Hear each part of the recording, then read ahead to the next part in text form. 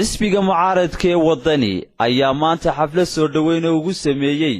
garabkii uu hogaaminayay gudoomiye sabca ee dhawaan ka soo go'ay xisbiga mucaaradka ee ucida xafladan oo ka qabsatay hotel guuleed ee magaalada Hargeysa ayaa badiba waxaa ka soo qayb galay taageerayaasha xisbiga mucaaradka ee wadani iyo sidoo kale mas'uuliyiinta xisbiga mucaaradka ee wadani xafladan ayaa ahayd mid ka duwan xafladihii hore ee xisbiga mucaaradka ee wadani qabsan jiray ugu horeyna waxaa madashaasi soo dhaweynta ka hadlay qaar ka mid ah xubnihii amaba garabkii uu hogaaminayay gudoomiye sabca madashaasina waxay ka jeediyeen hadallo ay ku taageerayaan xisbiga mucaaradka wadani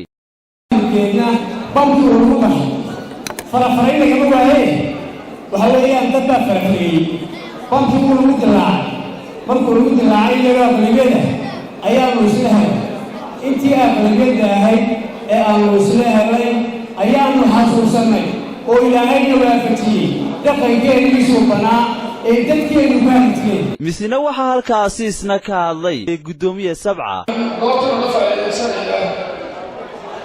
إلى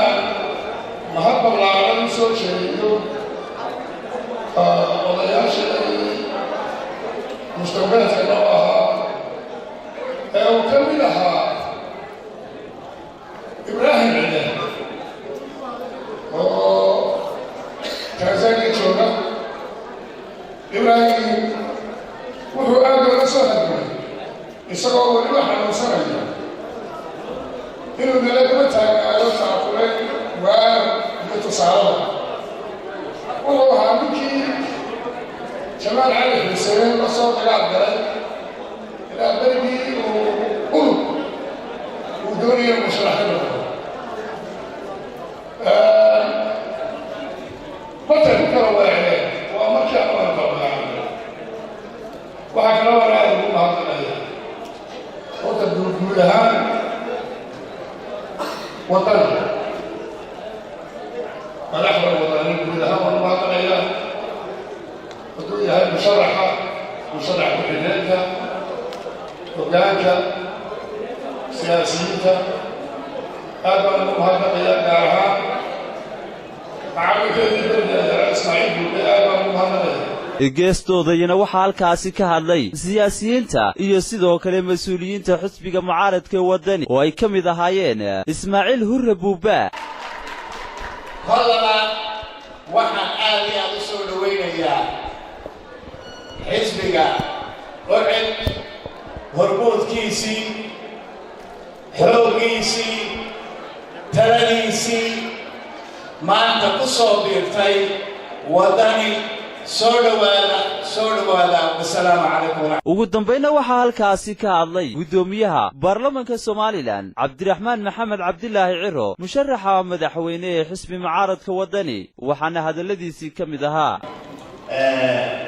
garabka aqooniyada ucid iyo xisbiga wadani oo ay kaga qayb galayaan hoggaanka xisbiga fulinta golihiisa dhexe iyo dhammaan istaragtarka guud ee xisbiga hadday tahay dalka gudihiisa iyo hadday tahay dalka dibaddiisaba waxaan mahadnaqayaa ragga iyo hawlaha qiimaha leh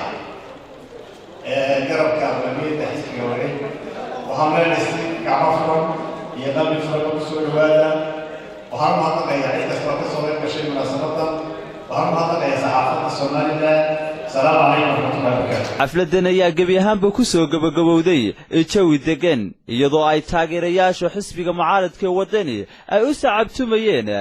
garabkan ka soo go'ay xisbiga mucaaradka ee ucida Khalid Yusuf Xasan Khalid Fantastic waa Beri TV magaalada Hargeysa.